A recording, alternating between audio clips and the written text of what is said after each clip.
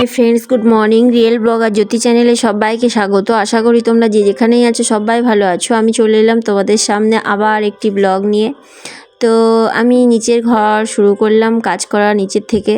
নিচে বলতে আমি বাসি কাজকর্ম বলতে ঘর দোর পরিষ্কার করা, মানে মোছা ঝাড় দেওয়া সব হয়ে গেছে, কিন্তু বিছানাটা আমি এখন তুলছি। কারণটা ছেলে আজকে যেহেতু ছুটি, শনিবার দিন, তো ছেলে স্কুল যায়নি, তো সে কারণেই ও এখনও শুয়েছিল বলে ভাবলাম যে একটু শুয়ে থাক, তারপরে আমি পরে বিছানাটাকে তুলবো। তো ও এখনও দেখো শুয়ে আছে। আর নিচের ঘরটা একটু শীত শীত ভাব ফ্যান চালালে, তার কারণে আমাদের এখনও ঢাকা নিতে হয়। আর নিচের ঘরটা অরিজিনালি আমার এসির দরকার নেই, এত গরমের মধ্যেও আমাদের নিচের ঘরটা শুধু ফ্যান চালালেই যথেষ্ট, এত সুন্দর একটা ঠান্ডা ফিল হয়। তো একটু ঢাকা নিতে হয়, তার কারণেই এখনও আমরা ঢাকা চাপা দেওয়ার জন্য ব্ল্যাঙ্কেট একটা আর কাঁথা নিয়েছি। তো সেগুলোকে এখন তুলে দিচ্ছি, তুলে দিয়ে তারপর সকালবেলা যত বলছি যে বাবা তাড়াতাড়ি করো, কিন্তু ও কথা শুনছে না। বললাম যে তাড়াতাড়ি করো, মুখ ধুয়ে নাও, দিয়ে একটু হরলিক্স করে দিয়ে হরলিক্স বিস্কুট খাও, দিয়ে তারপর তুমি একটু পড়তে বসো। আর তুমি পড়বে আর আমি কাজ করব। যতক্ষণ কাজ করব ততক্ষণ একটুখানি ওকে পড়ানো হবে, দেখাতে পারবো। কারণ একবারে নিয়ে বসিয়ে পড়াতে পারবো না, কারণ এখন প্রচুর কাজ সকাল টাইমটা। আর আমি যদি ওকে নিয়ে পড়াতে বসাই তাহলে আমার অনেক কাজ হবে না। আর সত্যি কথাই পুরো বাড়িটাই দেখাশোনার দায়িত্ব আমার, তাই আমি যদি একটু কাজ না করি তাহলে সব কিছু অগোছালো হয়ে থাকবে, শুধু শাশুড়ির ঘরটা বাদ দিয়ে। তো সে কারণে আমি সকালের এত চাপ থাকে যে বাড়িতে থাকলেও আমি টাইম বার করি পড়ানোর জন্য। তো আমি ওকে বললাম যে তুমি হরলিক্স বিস্কুটটা খাও, তারপরে আমি যতক্ষণ ঘর গোছাচ্ছি, বিছানা গোছাবো, ততক্ষণ তুমি পড়া করবে। আর আমার নিচে যেহেতু হয়ে গেছে কমপ্লিট, তো ওপরে যাব, এখন ওপরে কাজকর্ম করব। তো ওপরের ঘরে ওকে একটু করে দেখাবো আর পড়াবো। তারপর আমি স্নান সেরে পুজো সেরে তারপর এসে আবার ওকে পড়াতে বসবো। আর বাড়িতে থাকলে তা নয়, তো একদমই পড়া হয় না। তো যতটা পারি আমি তাড়াহুড়ো করে তারপরে ওকে পড়ানোর চেষ্টা করি, না হলে তো হবে না। তো আমি এখন দেখো বিছানাটা গুছিয়ে নিলাম, দিয়ে এই যে মশারিটা এই ক্যারি ব্যাগে করে নিয়ে এই ঝুড়ির মধ্যে রেখে দিই। তাতে করে আমি এইভাবেই মশারিগুলো রাখি। আর মশারিটাও দেখাও যায় না, মশারিও খুব কম নোংরা হয়। আর এক সাইডে এইভাবে ঢোকানো থাকলে দেখতেও ভালো লাগে, সব গোছানো থাকলে। তো এই তাকটা প্রত্যেকটা দিন পরিষ্কার করি, কিন্তু এই পিঁপড়েতে না, কালো পিঁপড়েগুলো কি সব কাঠটাকে সব গুঁড়ো করে আর কাঠের মধ্যে সব পড়ে। আর আমি একটু মুখটুক যেহেতু ধুয়েছি, তো আমি একটু ওষুধ খেয়ে নিলাম খালি পেটে যেহেতু, তো হোমিও ওষুধ একটা খাচ্ছি, তো খেয়ে নিলাম, নাহলে আর মনে থাকবে না কাজের চাপে। তো এই তাকগুলো রোজ পরিষ্কার করি। তো রোজ এই পিঁপড়েতে সব মাটি তোলার মতো সব তোলে আর এগুলো নোংরা করে, তো রোজ ঝাড়তে হয়। আর পুরনো ঘর বুঝতেই পারছো, তো ঘরে প্রতিদিন পরিষ্কার করি, তারপরেও মনে হয় যেন নোংরা হয়। তো ছেলের জন্য একটু জল চাপিয়ে দিলাম, গরম করছি, দিয়ে বিস্কুট খোলা হয়নি, তো বিস্কুটটাকে খুলছি, খুলে ওকে একটু বিস্কুট দেবো। আর হরলিক্স আমার কৌটো নেওয়া হয়নি, তো এই কয়েকদিন এই পাউচ 5 টাকা করে প্যাকেটগুলো ওর পাপা এনে দিচ্ছে, দিয়ে ওকে ওইভাবেই খাওয়াচ্ছি।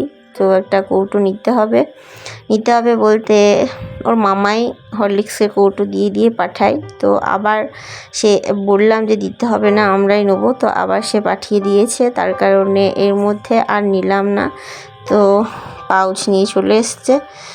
তো আমি এখন হরলিক্সটাকে ওকে গুলে দিলাম, দিয়ে এখন ওকে খাইয়ে দিলাম, দিয়ে আমি এখন এদিকে আলমারিগুলো মুছে নিচ্ছি, দিয়ে ছাটা দিয়ে নেব, দিয়ে তারপর উপরে যাব। আর সত্যি দেখো ঘরগুলোর এমন অবস্থা, যতই আমি পরিষ্কার করি না কেন প্রচুর মাকড়সা হয়, এদিকে এটা হয়। আর আমার যখন বিয়ে হয় তখন তো এইগুলোর অবস্থা আরও বাজে ছিল, ঠিক যেন মাটির ঘরের মতো ইঁদুরে গর্ত খুঁড়ত। তো আমি এগুলোকে একটুখানি থাকার যোগ্য করে তুলেছি। তারপরেও ঘরগুলো আমি আসার পর মেঝে প্লাস্টার করা, তারপরে এই দেয়ালগুলো ঠিক একটু ছোপ হয়ে যাচ্ছে ড্যাম ধরার মতো। তো সেগুলো অনেকটাই আমরা থেকে আলো বাতাস খেলার ফলে একটু একটা শুকনো হয়ে গেছে, আর কিছু জায়গায় ভালো আছে। তো মনে হয় যেন আবার যদি এগুলো প্লাস্টারকে চটিয়ে দিয়ে আবার প্লাস্টার করা হয় হয় তাহলে যদি ঠিক হয়, আর নয়তো ঠিক হবে না। যেমন মেঝেটা ঠিক হয়েছে, তো আমি চারিদিকটা ঝাড়ঝাঁটা দিয়ে এখন মেঝেটা পরিষ্কার করে নিচ্ছি। আর তারপর ওপরে যাব। সত্যি কথাই আমি এই সংসারে এসে সব গুছিয়ে কাজ করতে গিয়ে আমার অবস্থার 12টা বেজে যাচ্ছে। আর নিজের মতো করে তৈরি করে নিতে প্রচুর প্রচুর পরিশ্রমও হয় এই সবগুলো নিজের মতো করে রাখতে। আর জানি না তাতে করে হয়তো মানুষের ভালো লাগে না। আর আমি এসবগুলো করতে যাই আর নিজের ঘরের মানুষই শত্রু হয়ে পড়ে, কারণ আমি ঠিক তাদের উল্টো। আমি যতটাই পরিষ্কার পরিচ্ছন্ন পরিপাটি গোছানো, আমার পুরো উল্টো হচ্ছে আমার বাড়ির সব গোটা পরিবেশটাই। তার কারণে আমি ওদের কাছে খারাপ। তো যাই হোক, যার কাছে যেরকম, সবার কাছে তো সবাই ভালো হয় না, তার কাছে না হয় খারাপই রইলাম। তাদের কাছে খারাপ থেকে যদি নিজের মনের শান্তির আগে নিজে ভালো থাকা যায়, তো সেটাই আমার কাছে শ্রেয়। দরকার নেই কে কী ভাবলো বা কে কী করলো। তো দেখো, আমি বেডশিটটা নতুন নিয়ে এসেছি। আর এটা যেহেতু সেলের মাল, তো ওটা 200 টাকা দাম নিয়েছিল। তো আমি ভেবেছিলাম যে বেডশিটটা তো একদমই বোঝা যাচ্ছিল না বেডশিটটা ভালো, কিন্তু আমি কাচতে গিয়ে দেখলাম ডিসপুট বেরিয়ে গেছে। রিপু করার মতো একটা জায়গায় ছিল, তো সেই জায়গাটা ফুটো হয়ে গেছে, কিন্তু সেটা চেঞ্জ করতে গিয়েও আর চেঞ্জ হলো না। তো অগত্যা আমাকে ওই বেডশিটটা, নতুন বেডশিট, টাকাটাই আমার জলে গেল। নতুন বেডশিট আমাকে আবার রিপু করে নিয়ে ব্যবহার করতে হবে। আর এই সবগুলো ঘর বাড়িগুলো আমি পরিষ্কার করে নিচ্ছি। আর তার ফাঁকে ফাঁকে ছেলেকে পড়াচ্ছি, কারণ আমাকে তো ছেলেকেও পড়াতে হবে, এদিকে আমাকে রান্নাও করতে হবে, এদিকে পুজোও করতে হবে, সবটা আমাকেই সামলাতে হবে। তার ফলে আমি কখন কি করব সেটা ছক কষে যদি আমি না করি তো হয় না। আর সকালবেলাটায় এতটা ব্যস্ত হয়ে যাই, বিশেষ করে ছেলেকে নিয়ে। ছেলে যখন বাড়িতে থাকে তখন ওকে নিয়ে আরও ব্যস্ততা ফিল করি, কারণ ওকেও টাইম দিতে হয়। ছেলের বয়স এখন 5 ইয়ার্স, তবু ওকে ওর মতো করে একটুখানি টাইম দিতেই হয়, তা না হলে হয় না। তারপরে ওর পড়াশুনো করা, এইসবগুলো তো আছেই। তো আমি এখন এই সবগুলো ঘরগুলো মুছে ছেড়ে, তারপর জিনিসপত্রগুলো ছেড়ে মুছে নিলাম, দিয়ে এখন মেঝেটা ঝাড় দিচ্ছি, দিয়ে ঘরটা মুছে নেবো।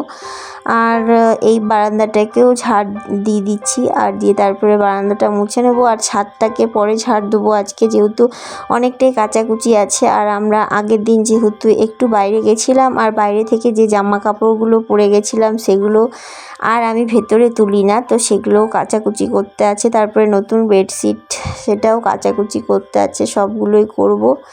তো তোমাদেরকে বলে দিলাম যে আমি কাচার পর ডিসপুটটা দেখতে পেয়েছি, তার ফলে আর সেটা চেঞ্জ হলো না। তো দেখো, এই মেঝেটা, এই ব্যালকনির এই মেঝেটাও ছেড়ে নিলাম। আর তারপর এটাকে ছাদ দিয়ে ফেলে দেবো, আর ছাদটাও ছেড়ে নেবো। তো তার আগে কেচে কুচে রেডি করে নিই, সব জামা কাপড়গুলো কেচে নিই। তো এই দেখো, আমি ঝাড় দিয়ে দিলাম। আর তারপরে ঘরটাকে মুছে নেবো। ঘরটা মুছে নিয়ে বারান্দাটাকে একটু মুছে নেবো।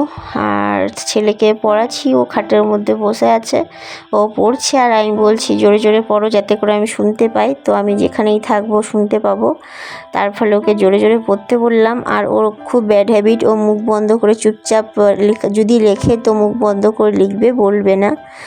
আর তার কারণেই আমি বললাম যে লেখো আর পড়ো। তো দেখো, এই যে সব কাচাকুচির জন্য বার করলাম। ছেলের নতুন জামা নিয়েছি, তো ছেলেকে নতুন জামাগুলো আমি ছোট থেকেই অভ্যেস আমার যে একবার ওকে কেচে কুচে তারপরে ওর গায়ে দিই।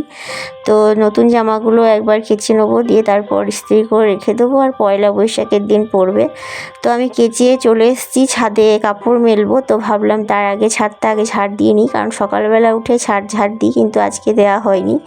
তো ছাদটা ঝাড় দিয়ে দিলাম, দিয়ে এখন কাপড়গুলো মেলে দিচ্ছি। আর সেম হচ্ছে, বেডশিট দুটো নিয়েছিলাম, একটা শাশুড়ির জন্য, একটা আমাদের জন্য। তো শাশুড়িরটা ভালো বেরিয়েছে, যাকগে তারটা ভালো বেরিয়েছে, আমার কপাল ভালো। কারণটা না হলে যদি চেঞ্জ না হতো তাহলে বলতো ফুটো বেডশিট দিয়েছে। তো যাই হোক, আমাদের সবেতেই দোষ হয়। তো তারটা ভালো বেরিয়েছে, এটাই অনেক মঙ্গল। আমরা না হয় ফুটোটাই ইউজ করব। তো এখন আমি এই বাড়িতে শাশুড়ির ভূমিকা পালন করি, আর শাশুড়ি বেটার বউয়ের ভূমিকা পালন করে। তো যাই হোক, এখন আমি এখানটায় ফুলগুলোকে তুলে নিচ্ছি, নিয়ে তারপর ঠাকুর ঘরটাকে মুছে নিয়েছি, কারণ এতগুলো একসঙ্গে দেখানো সম্ভব নয় বলে সেগুলোকে দেখানো হয়নি। তো জানি না ভিডিওটা তোমাদের কেমন লাগবে, যদি ভালো লেগে থাকে প্লিজ লাইক শেয়ার সাবস্ক্রাইব করো আর ভালোবেসে আমার পাশে থেকো। তোমাদের একটা লাইক আমাকে পরবর্তী ভিডিও বানাতে খুব মোটিভেট করে, তো প্লিজ একটা লাইক দিও। আর ইদানিং ভিডিও ভিউজ হচ্ছে না, তার ফলে মনটাও খুব দুঃখিত। তো দেখো আমার পুজো কমপ্লিট। তো আজকের জন্য এইটুকুই। সবাই